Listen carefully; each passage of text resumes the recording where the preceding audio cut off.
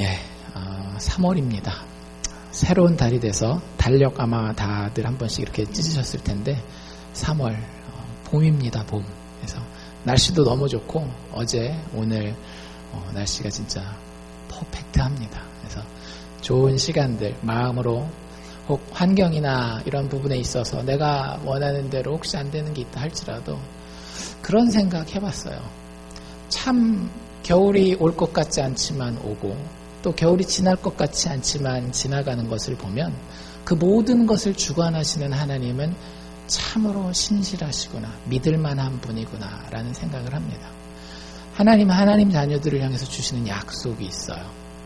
우리는 때로 이리저리 바람 부는 대로 흔들릴 수 있지만 결국에 우리의 인생의 배는 하나님이 부시는 바람에 의해서 가는 것이기 때문에 우리가 지나치게 흔들릴 필요는 없는 것 같아요. 우리의 마음 가운데에 두려움과 어떤 연약함이 혹시 있을 수는 있어요. 하지만 하나님이 우리를 향해서 주시는 음성은 분명합니다. 내가 너를 사랑하고 내가 너를 책임지겠노라. 오늘 우리가 읽은 누가복음 15장 말씀이 사실은 그러한 이야기들에 대한 것들이에요.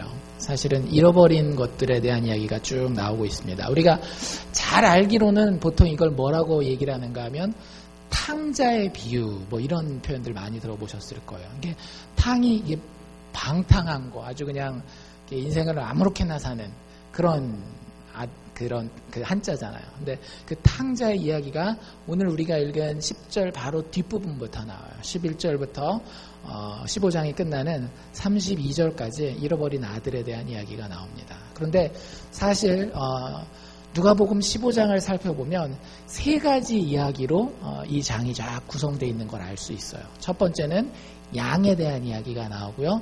두 번째는 드라크마라고 하는 단어를 쓰고 있는데 여러분들 그냥 동전이라고 생각하시면 됩니다. 근데 동전이 조금 세요. 가격으로 따지면 우리가 그 새벽 예배 때 제가 토요일 날 말씀드릴 때 데나리온 얘기 가끔 했었죠. 데나리온이 하루치 품삯이라 그랬잖아요. 그러니까 한 7, 80불에서 좀 돈 많이 버는 사람에게는 한 100불 정도 되는 그 동전을 이야기를 하는 거예요. 그래서 그 동전에 대한 이야기가 나오고요. 마지막 세 번째 이야기에 아들, 2명의 아들이 있었는데 그 중에 한 명이 뭐 거의 집을 나간 거나 마찬가지죠. 집 나가는 그런 이야기가 나와 있습니다. 이 세 가지 이야기의 공통점은 무엇인가 하면 뭔가를 잃어버렸다라고 하는 거예요. 양도 100마리가 있었는데 그 중에 한 마리를 잃어버리고요. 드라크마도 10개가 있었는데 그 중에 하나를 잃어버립니다. 아들도 몇 명 있었어요? 2명이 있었는데 그 중에 한 명을 잃어버리는 이야기예요. 그래서 그 잃어버린 것들이 이 각각의 이야기가 끝나는데 보면 회복되는 이야기가 나와 있습니다. 그래서 하나님이 하나님 자녀들에게 원하는 것은 아주 확실해요. 분명해요. 우리가 얼만큼 길을 잃어버렸건 간에 하나님의 뜻은 우리를 회복시키기 원하신다라고 하는 거예요. 그래서 이 세 가지 이야기를 통해서 우리가 좀 길게 살펴볼 겁니다. 3월, 4월 2달 동안 살펴볼 거거든요. 부활절만 빼고 이 이야기를 가지고 계속 살펴볼 텐데 여러분들 그 이야기 가운데에 구원하시는 하나님이라고 하는 하나님에 대해서 좀 깨달으시고 배우시고 묵상해 보시면 좋을 것 같아요.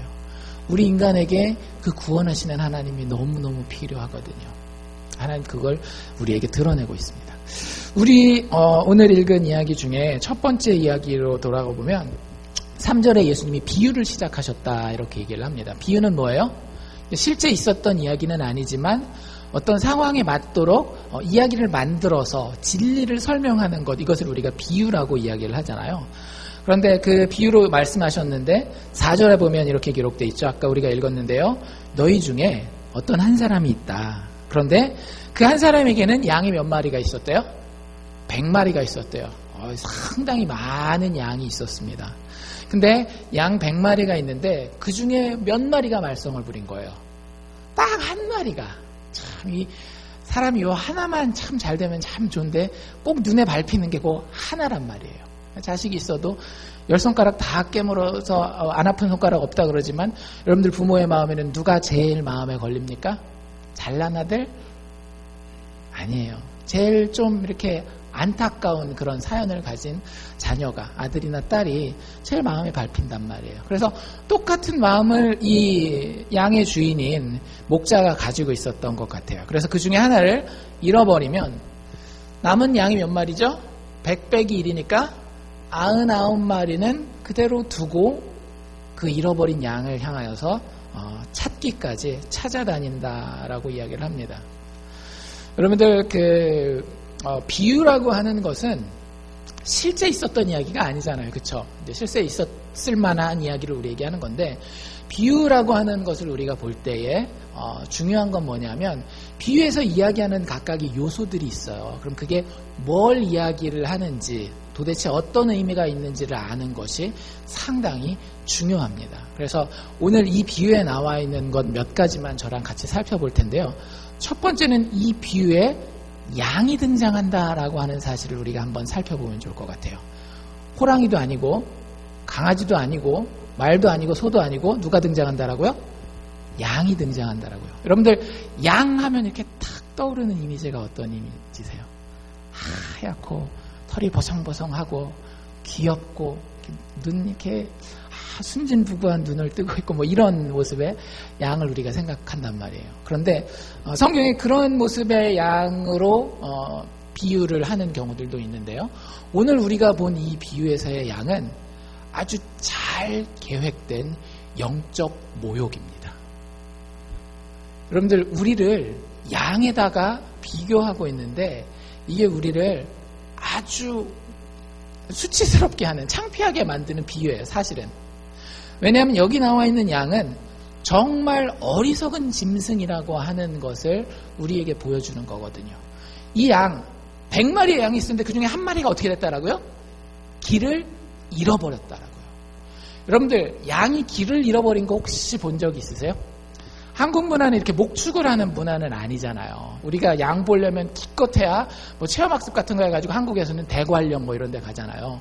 미국에서도 제가 이렇게 여기 다니다 보면 뭐 소나 말은 보는데 양을 본 적은 많지 않은 것 같아요. 뭐 양 하면 보통 뭐 호주, 오스트레일리아나 저기 스코틀랜드 뭐 이런 데 있는데, 어떤 한 목사님이 그 영국 스코틀랜드 그쪽 출신 목사님이었는데 전직이 뭐였는가 하면 목자였어요. 목동이었다란 말이에요.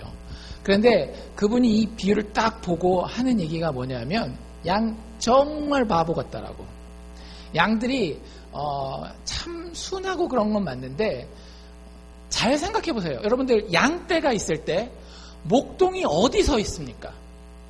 목동이 맨 앞에 서 있습니까? 가운데 서 있습니까? 뒤에 서 있습니까? 대부분 뒤에 서 있어요.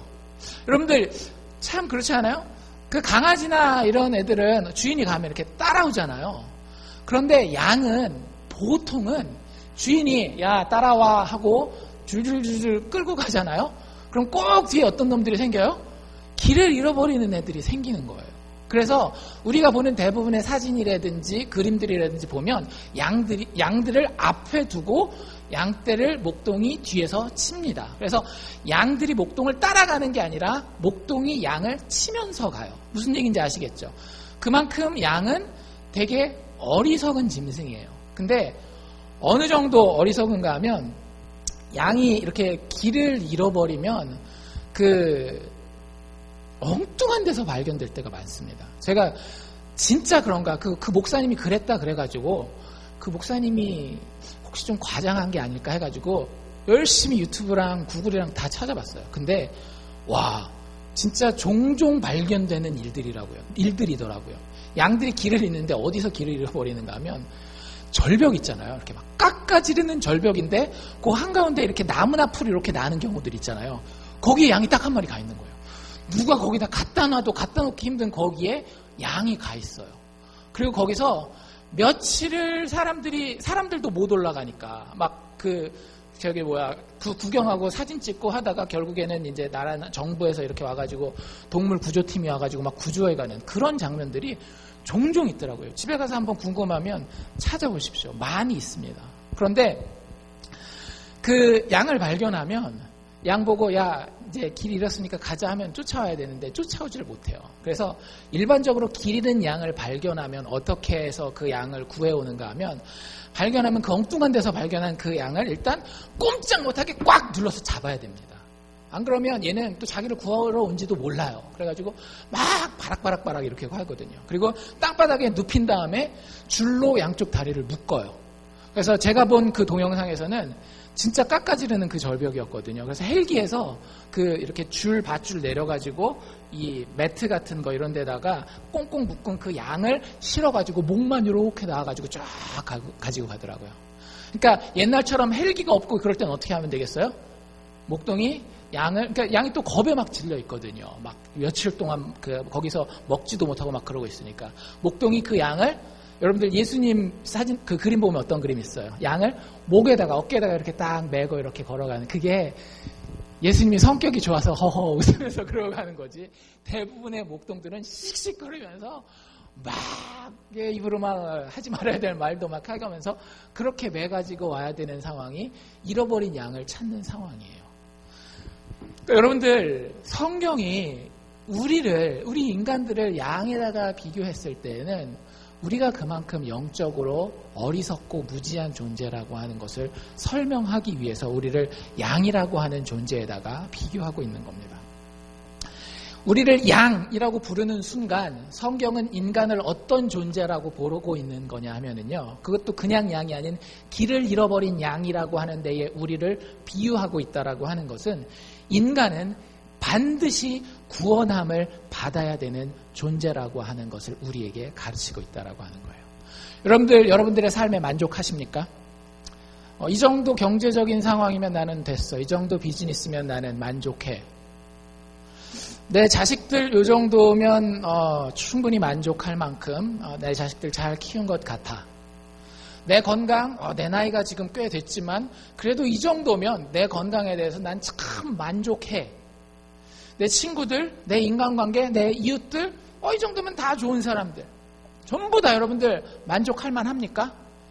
아니면 어떤 상황 하나는, 전부 다는 아니라 할지라도 그 중에 최소한 어떤 상황 하나는 내 마음 가운데 너무나 걸리고 안타까운 것이 있어서 그 상황에서 제발 빠져나왔으면, 구출되었으면, 성경적인 말로는 구원받았으면 하는 그런 상황이 여러분들에게 혹 한 가지, 두 가지 이상은 있지 않나요?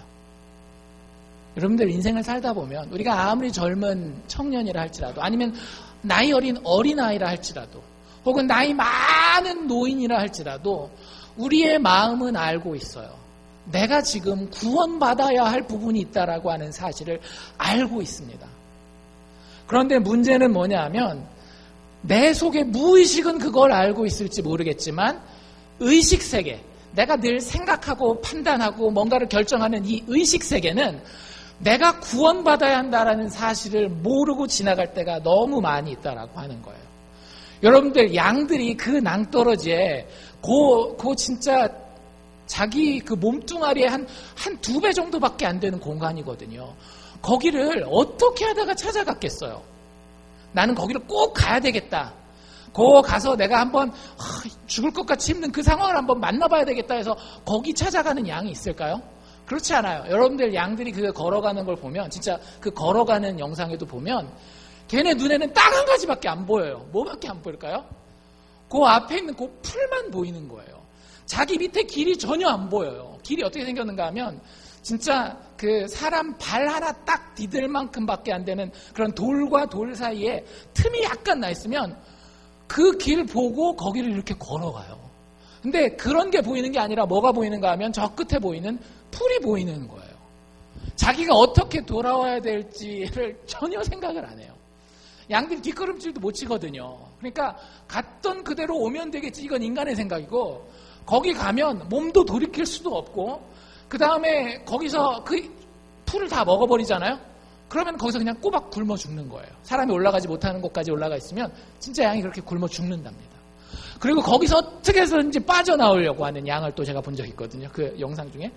진짜 갈까 말까 하다가 이렇게 쫙 돌로 된 낭떠러지였는데 2마리가 같이 갔어요. 한 마리가 발을 디딜까 말까 디딜 때가 마다가 앞에 2발을 딱 디뎠거든요. 돌이 얼마나 미끄러운지 쫙 미끄러져서 중간에 턱 한 번 있는데 거기 퐁 튕기고 떼굴떼굴 굴러서 저 밑에까지 떨어지더라고요. 두 번째 양은 중간에 턱에 걸리긴 했는데, 제가 드리고 싶은 이야기가 뭔가 하면, 여러분들 그 풀은 우리의 인생에서 영혼의 만족을 의미합니다. 여러분들 내 육신의 상태가 건강하면 어때요? 마음에 기쁨이 있잖아요. 편안함이 있잖아요. 영혼의 만족이 있다란 말이에요. 사업을 하는데 그 사업이 잘 풀려요. 사업이 안 되면, 제가 어제 어떤 분이랑도 얘기를 해봤는데 사업이 너무 힘들면 막 머리도 빠지고 그런다면서요. 근데 그게 사업이 잘 되고 하면 어때요? 마음에 평안이 있어요. 기쁨이 있어요. 영혼의 만족이 있단 말이에요. 자식이 잘 되는 것도 마찬가지고, 뭐 학생들이라고 한다면 학교에서 내가 원하는 뭐 성적이 됐건 아니면 친구들과의 인간관계가 됐건 그런 것들을 얻게 됐을 때에 우리는 마음의 기쁨이 있습니다. 평안이 있습니다. 영혼의 만족이 있다라고 하는 거예요. 그런데 여러분들 이걸 꼭 아셔야 돼요. 우리의 영혼을 만족시킬 수 있는 풀이 한 종류밖에 없다라고 하는 거예요. 우리의 영혼을 만족시킬 수 있는 풀은 예수 그리스도밖에는 없습니다. 그런데 우리가 그것을 다른 곳에서 자꾸 얻으려고 하잖아요. 그럼 우리가 마치 양과 똑같이 되는 거예요. 저기 풀이 있네? 저것 때문에 내 영혼이 만족할 수 있을 것 같아. 내가 행복할 수 있을 것 같아. 기쁠 수 있을 것 같아. 평안할 수 있을 것 같아. 그래서 건강을 향해서, 사업을 향해서, 자식 키우는 것을 향해서 막 달려가는데요. 자기가 얼마나 위험한 곳을 향해서 달려가는지를 모르는 거예요. 이민사회에서 그런 것들을 너무 많이 봅니다. 많은 이민자들이 이민 왔을 때 여러 가지 사연들이 있겠지만 특별히 젊은 커플들이 넘어올 때는 한 80-90% 이상의 이민의 목적이 자녀들이에요. 자녀들이 나는 좀 고생하더라도 다음 세대에 좀 더 나은 삶, 좀 더 괜찮은 인생을 살기를 위해서 자신은 한국에서도 하지 않는 일을 여기 와서 한단 말이에요. 자식이 잘 되고 행복하고 웃는 모습만 봐도 내 영혼 가운데 기쁨이 있어요. 만족이 있단 말이에요. 마음이 평안해요. 내가 감기 몸살 걸려서 아픈데도 나가서 일해야 되는데도 마음 가운데 정말로 만족이 있는 것 같아요. 그런데 여러분들 이민사회의 많은 가정의 이야기들을 여러분들이 저보다도 더 잘 알고 계시지 않습니까? 그런 희생과 헌신을 받은 많은 아이들이 마약 가운데 빠지게 돼요. 그런 희생과 헌신을 받은 아이들이 부모들과 같이 사는 것을 좋아하지 않아요. 고등학교만 졸업하고 나면 어떻게 해서든지 부모 품을 떠나고 싶어해요. 여러분들 그것을 미국 아이들의 문화, 일반적인 문화라고 생각할 수도 있겠지만 여러분들 한국 부모가 자녀들에게 던지는 그 희생과 헌신은 제가 봤을 땐 참 특심합니다. 근데 그럼에도 불구하고 자녀가 성인이 되었을 때에 부모와 정말로 의미 있는 대화를 나눌 수 있을 만큼의 관계가 이루어지지 못하는 경우가 많아요. 지금 당장은 내가 그 풀을 먹고 만족하는 것처럼 그 자리에 있는데 그게 5년 지나고 10년 지나고 15년 지나면서 더 이상 먹을 풀이 없는 거예요. 자녀랑 전화통화 한번 해보기도 힘든 그런 상황이 될 수 있다란 말이죠. 왜? 여러분들 자녀는 여러분들의 영혼을 먹일 수가 없습니다. 여러분들의 사업도 여러분들의 영혼을 만족시킬 수 없습니다. 여러분들의 건강도 여러분들의 영혼의 평안을 제공할 수 없어요. 오직 예수 그리스도만 우리의 영혼의 참된 만족과 참된 안식과 참된 평안을 가져다 줄 수 있기 때문입니다. 그게 우리의 영혼이 만들어진 방법이에요. 게다가 이 양의 비유는 우리에게 또 뭘 가르쳐 주는가 하면 우리가 구원받아야 될 존재라고 하는 것뿐만 아니라 구원을 받았더라도 완전히 구원받아야 된다는 거예요. 여러분들 다른 동물들은 이렇게 길을 잃고 그러잖아요. 그러면 이렇게 도움을 좀 주면 됩니다. 어제 제가 신방에 있어서 갔는데 그 집에 개를 2마리를 키워요.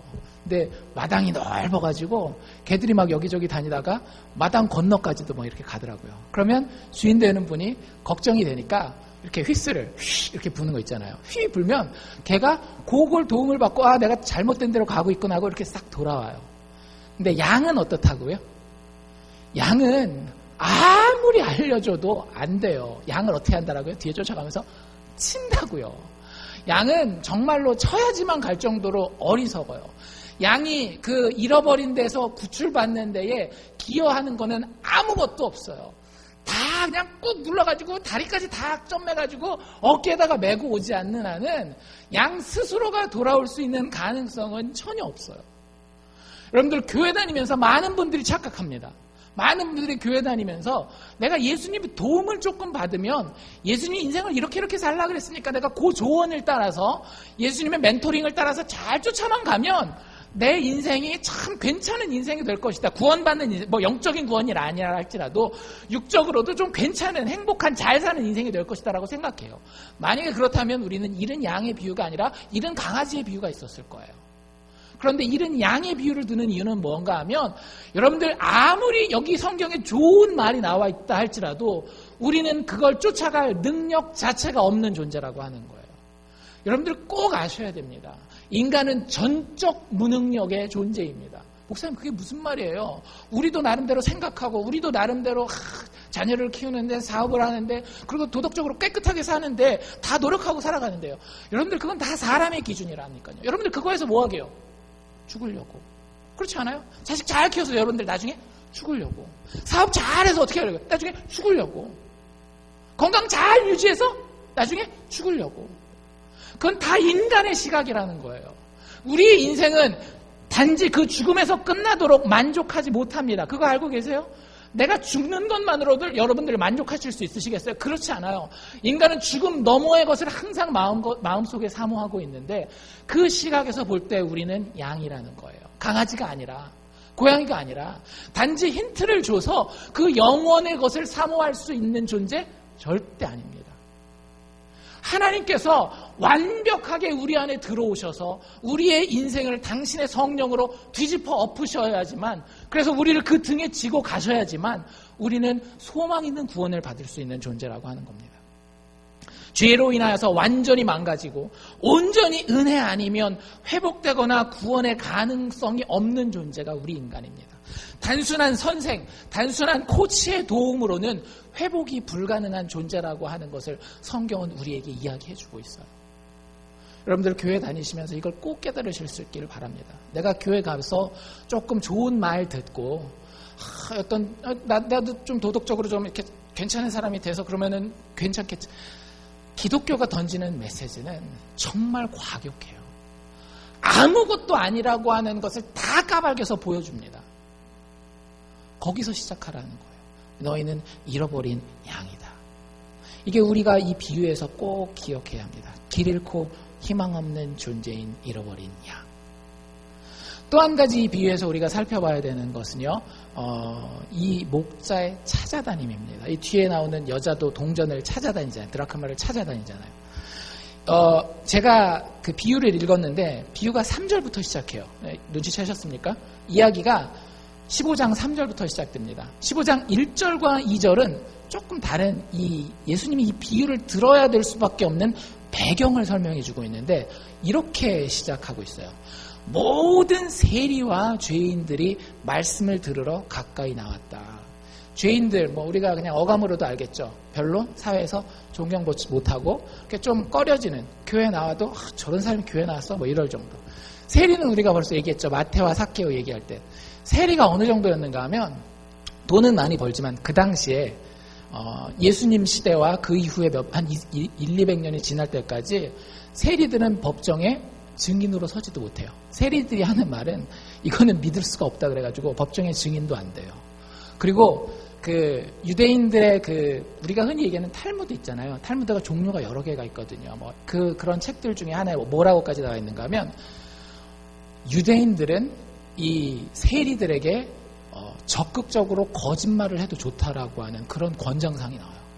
그러니까 얼마나 무시받는 사람들인지 여러분들 아시겠죠. 이 사회에서 좀 있고 누리고 할지는 모르지만 사람들로부터 상당한 무시와 천대를 받는 사람들이 여기 나와 있는 세리와 죄인들이라는 거예요. 근데 그 사람들이 예수님의 말씀을 들으러 가까이 나와왔을 때 예수님이 어떻게 얘기를 하시는 얘기를 들어요. 누구한테 얘기를 듣는가 하면 바리새인과 서기관들, 그 당대에 존경받고 박수받는 이런 사람들이 예수님한테 이렇게 얘기를 하는 거예요. 바리새인과 서기관들이 원망하여 가로되 어떻게 저런 사람들을 찾으러 다닐 수가 있느냐라고 하는 거예요.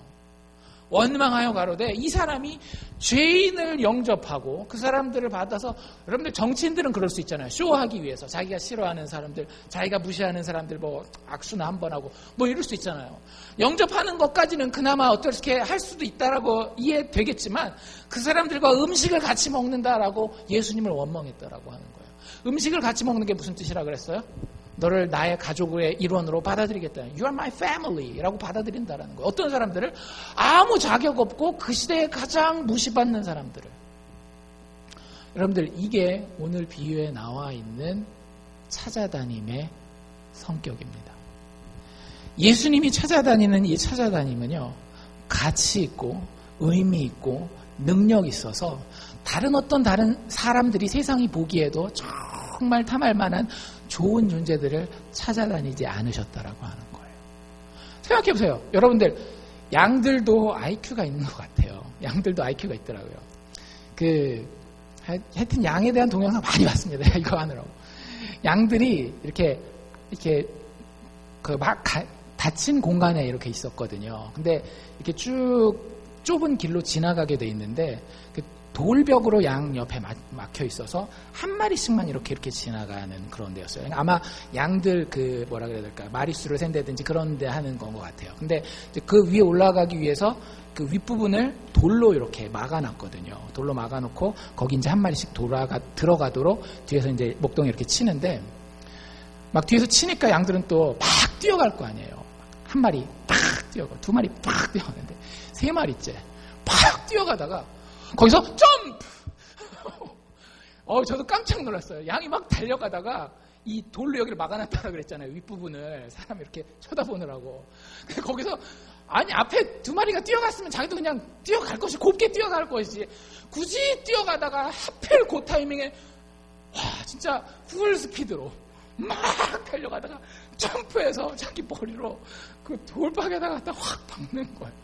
그리고 막 뒤로 파당탕탕탕 넘어지는데, 여러분들이 양을 사러 갔다면 그 양은 사시겠습니까? 안 사시겠습니까? 그 양은 빼고 다른 양 살 거란 말이에요. 그러니까 아무리 어리석은 양이라 할지라도 그 어리석은 양들에게도 레벨이 있을 텐데, 이 9마리랑 비교해 봤을 때 이 한 마리의 양은 어떤 양이에요?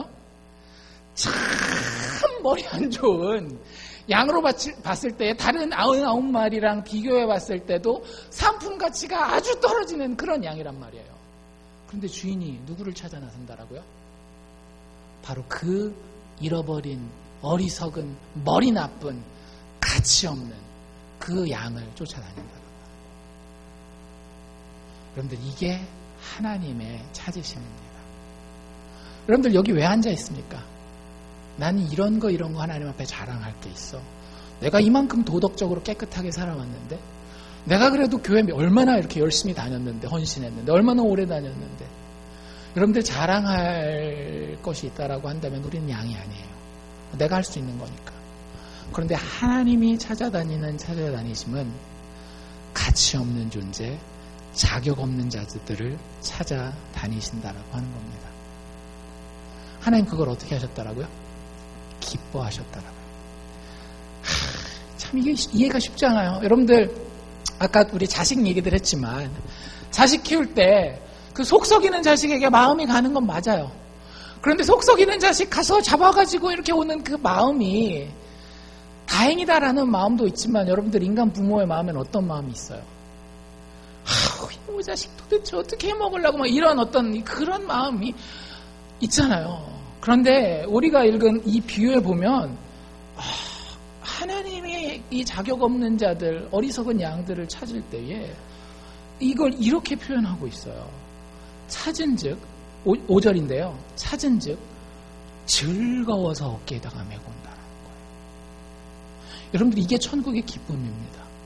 그 두 번째 동전의 비유에서도 똑같이 나와 있어요. 찾은즉 벗과 이웃을 불러 모으고 말하되 나와 함께 즐기자. 여러분들, 이게 천국의 기쁨입니다. 천국은, 하나님 나라는 무엇을 기뻐하는가 하면은요, 자격 없는 자가 하나님의 은혜로 회복된 것을 기뻐하는 것이 하나님의 나라 천국입니다.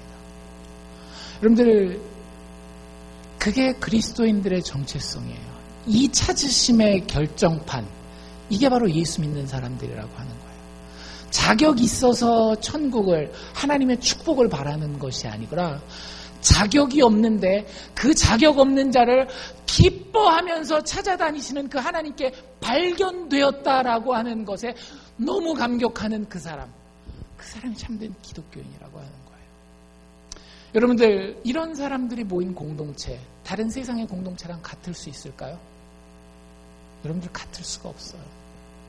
교회는요, 이런 양들이 모여있는, 우리 뭐 농담으로도 하나님의 잃어버린 양들 막 농담으로도 많이 하는데, 근데 교회의 핵심이 거기 있는 거예요. 교회는요, 잘난 사람들이 모여서 나는 이게 맞는데 너는 이게 뭐야, 왜 틀려, 이걸 이야기하는 장소가 아니라, 교회는 내 하나님의 잃은 양으로서 부름받았는데 너도 잃어버렸었어, 넌 어느 낭떠러지 갔다 왔니, 이런 자신들의 약함을 이야기할 수 있는 공동체가 이게 교회라고 하는 공동체입니다. 예수 믿는 공동체는 참 독특한 공동체예요. 정말 아주 너무 진한 공통의 경험을 가지고 있습니다. 여러분들, 이 공동체라고 하는 것은 생물학적 요소에 의해서 만들어지지 않아요. 여러분들, 사람이 부모에게서 태어나니까 당연히, 뭐 지리적으로 같이 사니까 당연히 그 하나의 공동체를 이룰 것 같지만, 그렇지 않은 경우들이 상당히 많이 있습니다. 한국 같은 경우에도 보면 우리랑 피부색이 다른데 영어를 전혀 못하고 전라도 사투리를 구수하게 하는 이런 친구들이 있어요. 그럼 그 친구들은 일본 사람들을 좋아할까요, 싫어할까요? 일본 사람들을 싫어해요. 왜? 피부색이 그 사람의 정체성을 결정하는 게 아니라, 그 사람의 공동체 소속을 결정하는 게 아니라, 뭐가? 그 사람이 공유하고 있는 경험과 역사가 그 사람의 공동체의 정체성을 규정하는 거거든요. 여러분들 똑같습니다. 예수 믿는 사람들이 가지고 있는 정체성이 여러 가지 있어요. 여러분들에게 당신은 누구십니까? 물어보면 여러분들이 나는 누구입니다 라고 대답하는 그 답이 정체성이거든요. 나는 누구누구의 아버지입니다. 어머니입니다. 나는 누구누구의 남편입니다. 아내입니다. 나는 어느 회사의 사장입니다. 직원입니다. 이런 것들이 여러 가지 정체성이에요. 그런데 기독교인은 어떤 사람들인가 하면은요, 내가 하나님 앞에 구원받은 잃은 양입니다 라고 고백할 수 있는 그 정체성이 가장 큰 부분을 차지하는 그 사람들이 모여있는 모임이 그리스도인들이요 교회가 된다라고 하는 거예요. 여러분들, 이제 제가 이 설교를 기초로 하고 있는 팀 켈러라고 하는 목사님이 상당히 독특한 경험을 했대요. 뉴욕에 사니까 별의별 사람이 많잖아요. 뉴욕에 가면 뭐 한국 사람, 중국 사람, 뭐 인도 사람, 전 세계 인종의 전시장이라고 얘기를 하니까. 근데 한 번은 누구를 만나는가 하면 보스니아라고 하는 나라 출신의 나이 좀 든 사람을 만났다라고 합니다. 보스니아가 어디냐면 옛날에 유고라는 나라, 여러분들 들어보셨죠? 더 이상 유고라는 나라는 없어요. 왜? 소련이 무너지면서 각자 자기 민족별로 이렇게 흩어졌거든요. 근데 거기서 땅을 누가 얼마나 많이 차지냐는 때문에 어떤 일이 있었는가 하면 인종 청소라는 게 있었습니다. 그러니까 다른 부족이죠. 뭐 요즘 예식으로 부족 얘기한다는 게 좀 그럴 수도 있지만, 다른 부족이 와서 요 동네에 사는 또 다른 부족을 아예 싸그리 다 죽이는 거예요. 어머니, 아버지, 딸 뭐 다 전부 다 싸그리 죽이는 이런 경험을 했었던 사람들이 보스니아 사람들이거든요. 근데 그 사람이 와서 자기 이 팀켈러 목사님한테 했던 얘기가 뭐냐면, 보스니아 사람들은 요즘에 미국의 가장 큰 이슈 중에 하나가 뭐예요? 대통령 선거. 과연 누가 되느냐 안 되느냐 때문에 누구는 정신과 치료도 받는데요. 하여튼 이번에 그 이슈가 많은데, 보면은 막 엄청 싸운단 말이에요. 민주당을 지지할 것이냐, 공화당을 지지할 것이냐. 그러면 보스니아 출신의 미국 사람들, 시티즌십을 가진 사람들도 민주당 지지자들이 있고 공화당 지지자들이 다 따로 있다라는 거예요. 그런데 공화당 출신이야? 어떻게 너 공화당을 뽑을 수가 있어? 너 민주당 출신이야? 어떻게 민주당 뽑을 수가 있어? 하는데, 얘기하다 보면 같은 보스니아 출신이면 무슨 얘기를 하겠어요? 그 인종청소 때 고생했던 그 얘기. 죽을 뻔했다가 간신히 살아나와서 요 미국 땅에 와서 지금 살고 있는 이야기를 하는 거예요. 그러면 본인들이 가지고 있는 그런 정치적인 차이는 눈 녹듯이 싹 다 사라지는 거예요. 너도 그렇게 죽을 뻔했었어. 나도 그렇게 죽을 뻔했었는데 살아났어. 너도 거기서 그렇게 부모님을 잃었어. 나도 거기서 내 형제를 그렇게 잃어버렸어. 울고 웃고 하면서 우리 보스니아 사람 하면서 이렇게 똘똘똘 뭉친다라고 하는 거예요. 그런데 참 아이러니컬한 건 뭐냐면 자기한테 아들이 있어요. 아들인데 자기랑 피부색도 똑같고 보스니아 출신이라는 걸 알고 있어요. 그리고 미국에서 공부도 잘해서 아이비리그 출신 대학 나와서 변호사 그 동네에서 하고 있는데 이 아들은 자기보다는 누구를 더 닮았는가 하면 주류 백인들과 훨씬 더 닮아 있더라는 거예요. 곰곰이 생각해봤더니 이유가 뭐겠어요? 죽음과 삶과 죽음의 경험을 이 아들은 같이 공유하지 않은 거예요. 여러분들, 우리는 전부 다 잃은 양으로서 죽어야만 하는 상황 가운데 있었습니다. 우리 예수 믿는 사람들은 다 그 사람들이에요. 그런데 거기서 누가 우리를 구해주신 거예요? 예수 그리스도께서 십자가에서 우리를 위해서 대신 죽어주심으로 우리가 다시 살아날 수 있었던 거예요. 예수 믿는다라고 세례받는 순간 우리 침례교에서는 물 속에다가 담궜다가 꺼내잖아요. 예수와 함께 죽고 예수와 함께 다시 살아난다라고 하는, 여러분들, 예수와 함께 삶과 죽음을 경험한 사람들의 공동체가 교회입니다. 우리 마음 가운데 저 사람들 하는 게 나랑 마음에 안 들어요. 말투가 정말 마음에 안 들어요. 저 사람이 밥하는 그 요리하는 레시피가 나한테 너무 마음에 안 들어요. 다 다를 수 있고 불만이 있을 수 있다라는 거예요. 그런데 그 모든 요리사로서의 정체성, 말하는 사람으로서의 정체성 다 내려놓고, 어떤 정체성이? 예수 앞에 죽고 다시 산 그 정체성이 나에게 가장 중요한 정체성이기 때문에 그 정체성을 가진 다른 사람에게는 내가 나의 모든 것을 내어줄 수 있을 정도로 사랑하고 헌신할 수 있는 그런 공동체가 되어진다라고 하는 거예요. 많은 교회가 이것을 잃어버리기 때문에 교회 안에 분쟁과 다툼이 있고, 그리고 그 문제가 해결되지 않는 것입니다. 우리가 십자가로 나아가야 하는 이유가 이것이에요. 예수 앞에 나아가 내가 어떤 사람인지 발견하고 그런 사람들이 많아질 때 교회는 부흥하는 겁니다. 교회에 사람의 숫자가 늘어나는 게 교회가 부흥하는 게 아니에요.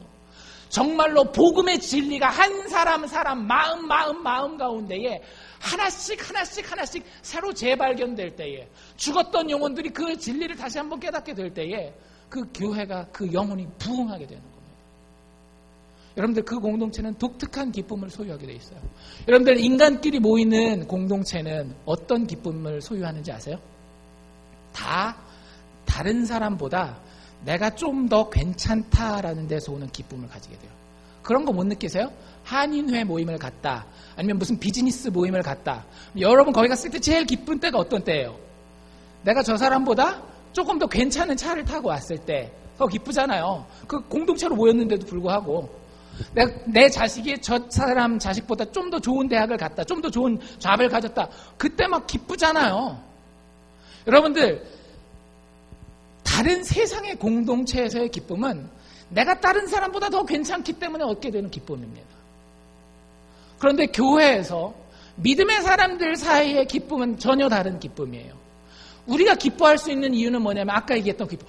너도 그 예수를 알아? 나도 그 예수를 아는데, 같은 예수, 같은 구원자, 같은 목자를 알고 그분을 사랑하는 데서 오는 그 공감대에서 생기는 그 감격 때문에 얻게 되는 그 기쁨이라는 거예요.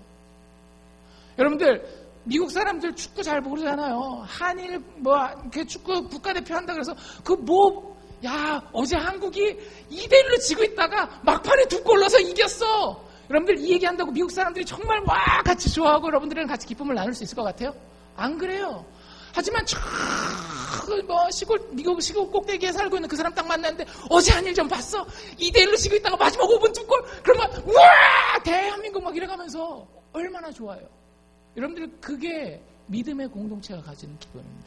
예수 때문에 감격하고 예수 때문에 정말 인생의 놀라움을 체험한 그 사람들이 서로 예수에 대해서 이야기하면서 그것 때문에 기뻐할 수 있는 그 공동체.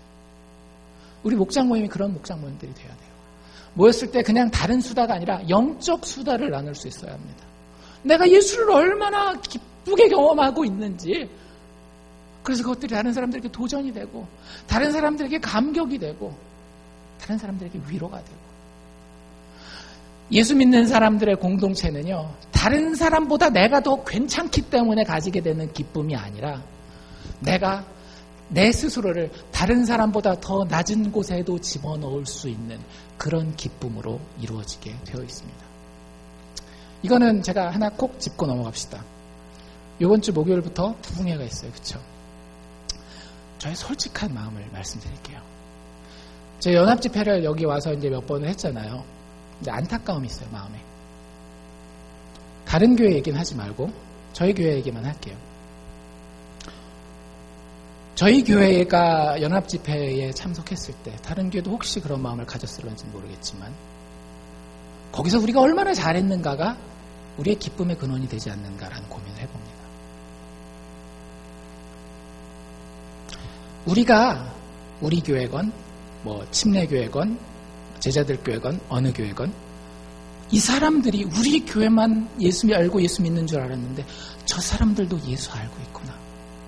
저 사람들이 저렇게 아름다운 모습으로 하나님을 섬기는구나. 이것 때문에 기뻐할 수 있어야 교회들이 연합할 때에 진정한 연합의 의미가 있는 겁니다.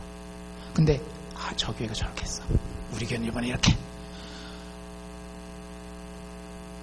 이름은 연합을 달 수 있겠지만 하나님 보시기에 연합은 이루어지지 않습니다. 그래서 이번에 행사를 준비하시는 분들 다과로 또 찬양으로 예배로 여러 가지 보이지 않는 곳에서 준비하는 분들이 이런 마음을 품고 우리가 한 공동체라고 하는 마음을 품으시면 좋겠어요. 다른 교회도 하나님 앞에 똑같이 하나님의 존귀한 자녀들입니다. 그 사람들 높아지는 것, 내가 배합하는 것이 아니라 그걸 기뻐할 수 있어야죠. 그걸 기뻐해야 할 수 있어야죠. 여러분들 스스로에게 이렇게 질문해 보십시오. 진정한 그리스도인과 예수에 대한 이야기를 나누면서 정말 나는 얼마나 놀라고 감격하고 그걸 공유하면서 기뻐해 본 적이 있는지, 아니면 나 교회 다니지만 사람들끼리 다른 교회 사람 아니면 우리 교회 사람 만나는데 만나서 해서 제일 기쁜 얘기는 밥 먹는 얘기, 여행 다니는 얘기, 놀러 다니는 얘기, 자식 잘 되는 얘기만 기쁜지, 아니면 진짜 예수 얘기하기 때문에 기쁜지. 팀 켈러 목사님 그러더라고요. 자기 백인 남성 하이칼라 잘 교육받고 편안하게 사는 사람이지만 단언할 수 있대요. 아프리카에 저 오지에 17살 먹고 남편도 없이 애 넷 키우는 가난한 여자아이, 근데 예수 믿는 사람이라고 한다면 그 아이와 말이 통해서 15분만 예수에 대해서 이야기하면 우리는 같이 감격하고 같이 기뻐할 수 있을 거예요. 여러분들에게 그런 친구가 있습니까? 저 있어요. 너무 좋아요. 너무 좋아요. 그런 사람들과 이야기하는 거 너무 좋아요. 다른 얘기하는 거는 제가 맞출 수는 있어요. 근데 마음에 진짜 기쁨이 나오는 그 예수에 대해서 같이 이야기할 때 정말 너무 좋습니다. 마틴 로이드 존스 목사님 이렇게 얘기했어요. 당신은 흑인도 백인도 아시아인도 히스패닉이기도 이전에 당신은 먼저 크리스찬이다. 여러분의 정체성은 무엇입니까?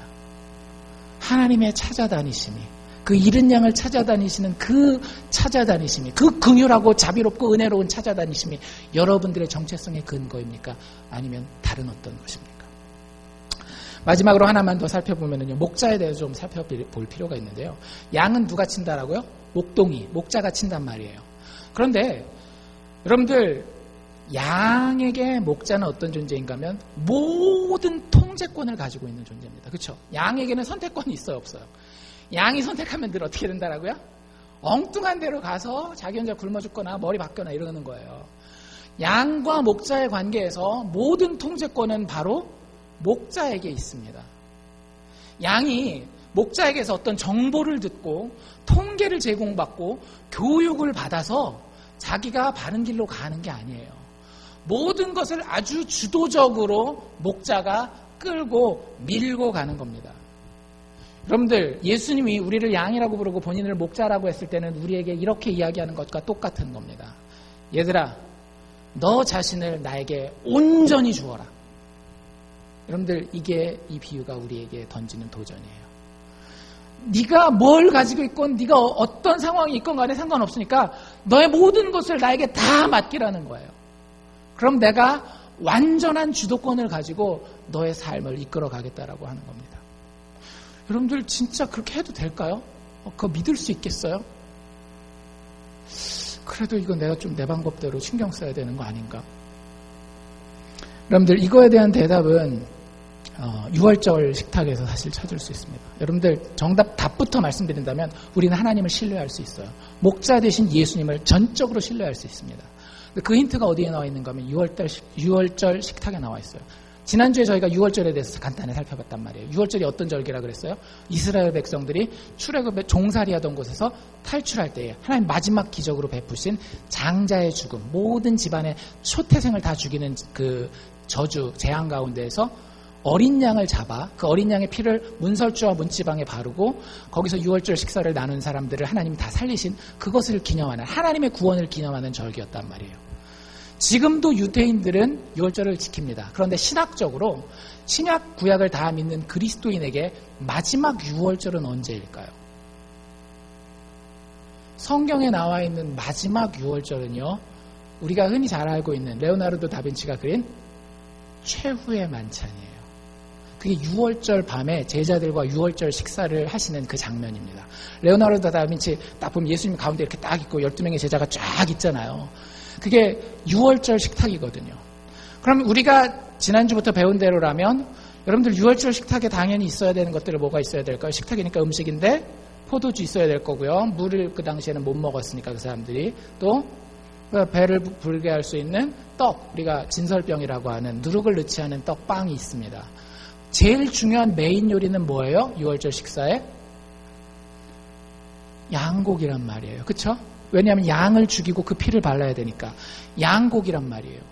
그런데 이 예수님의 마지막 최후의 만찬에 대해서 마태, 마가, 누가, 요한복음에 다 나오거든요.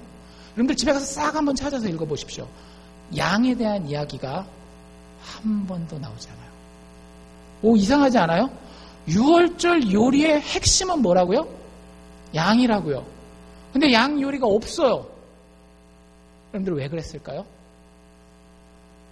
그 양이 식탁 위에 없었습니다. 왜냐하면 어린 양 되신 예수께서 제자들과 함께 식탁 둘레에 둘러앉아 계셨기 때문에. 그리고 그 6월절 식탁은 어디서 완성되는가 하면 십자가 위에서 그분이 피 흘리시고 그분이 살을 찢으심으로 완성되었습니다. 여러분들, 예수님만이 유일한 목자입니다. 어떤 목자?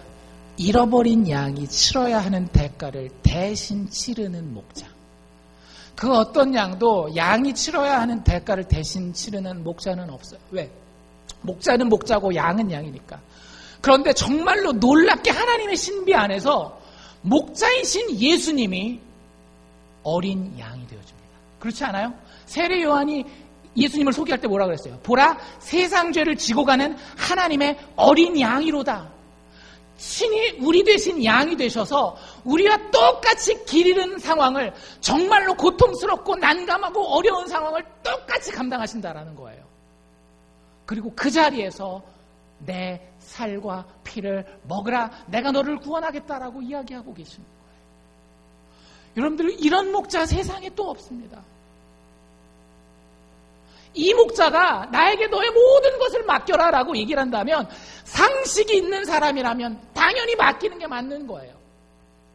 우리의 영의 눈이 어두워서 그것을 바라보지 못하고 깨닫지 못할 뿐이지, 우리의 영혼이 제대로 바라보고 제대로 생각하고 제대로 듣기만 한다면 그 목자에게 우리의 인생을 당연히 맡겨야 하는 거예요. 여러분들 그 그림 기억나세요? 예수님이 그 잃어버린 양을 등에다가 어깨에다가 이렇게 메고 기쁜 표정으로 오시는 그 표정.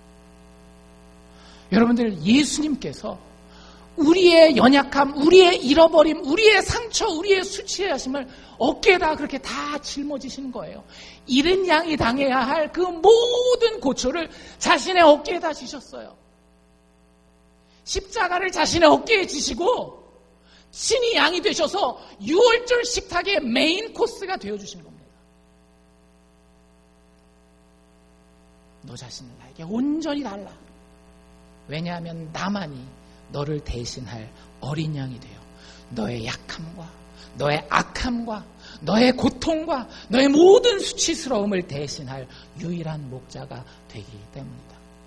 여러분들, 이 예수님의 도전에 여러분들 어떻게 반응하실까요?